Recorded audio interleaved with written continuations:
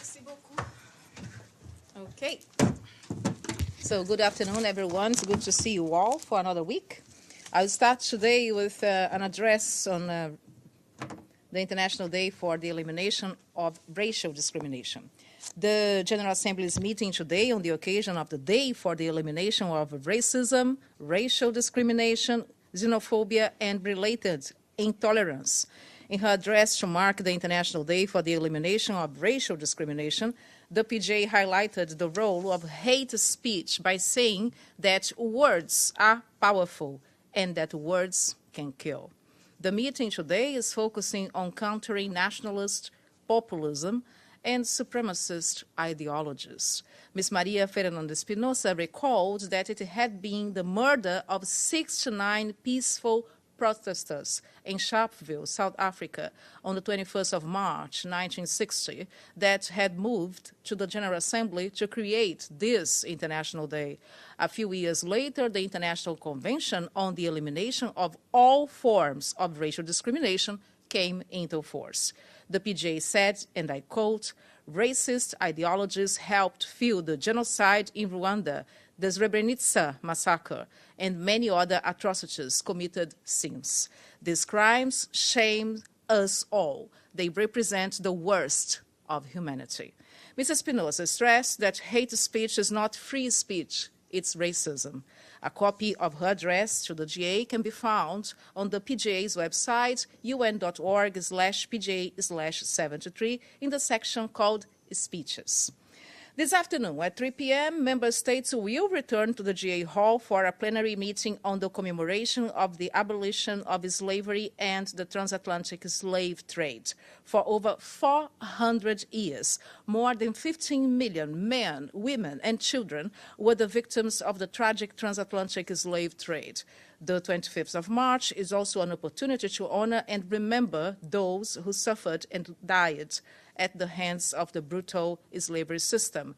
The date also aims to raise awareness about the dangers of racism and prejudice today.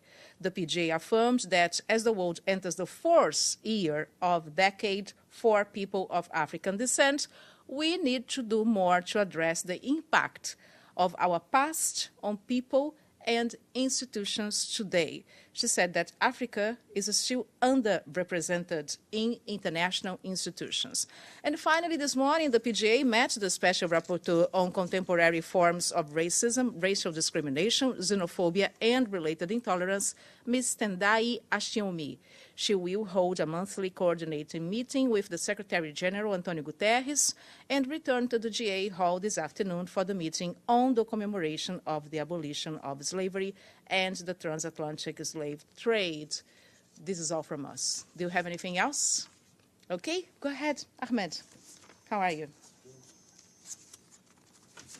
Thank you, Monica. Happy Monday. Thank you. With regard to the International Day of Elimination of Racial Discrimination, does the PGA have any plans or ideas to hold more focused meeting in a high-level format on xenophobia and Islamophobia, which is quite on the rise nowadays in the world, and it also, Secretary General have spoken at every platform against it. Does the General Assembly, as a representation for the world community, needs to show more active approach to it rather than just statements that a high-level meeting is due? Thank you. No, thank you. And you are absolutely right. She has been speaking about this, not for this special day of commemoration, but also even before she took office. It's a very important subject for the PGA, individually speaking, but also for the General Assembly. I think the fact that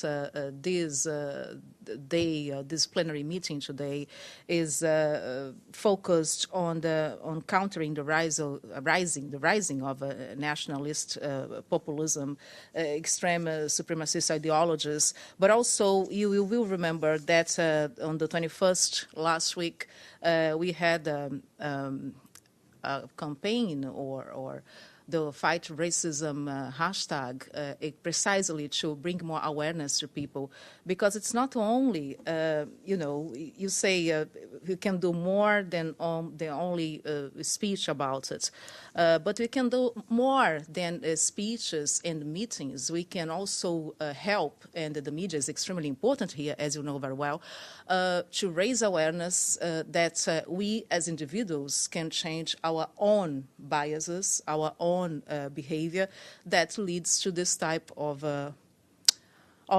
crime in the end, because hate speech very often leads to crime. Can I have a follow-up? Sure. But in a second. Okay. I just want to, otherwise I'll lose my thoughts. But also, I think nowadays we have been experiencing this. Not long ago, we were here in this very room talking about the heinous crime, the heinous attacks in New Zealand, and I think it's a responsibility of all citizens to act on this. Yeah, go ahead. Just a clarification from my question. My intention was to ask if the PGA and the member states in the General Assembly to hold a high-level meeting with actionable outcome, not in a hashtag. I'm not undermining the power of hashtags, but I'm speaking more actionable steps to be taken towards countering the xenophobia and Islamophobia and forms of racial discrimination. As a commemorative meeting, it's appreciated, but I don't think it will have this impact that I was aiming for. Thank you. I think you make a good point, and certainly your suggestion will be taken. Member states are engaged on this, the General Assembly, and yes, it's a matter of continuing our efforts to tackle any acts of hate speech and bigotry and all this bad behavior, this condemnable behavior that leads to the problems we are having right now. Any other questions? No? So I would wish you a very good Monday or week, and I see you tomorrow at the same time. Thank you. Thank you very much.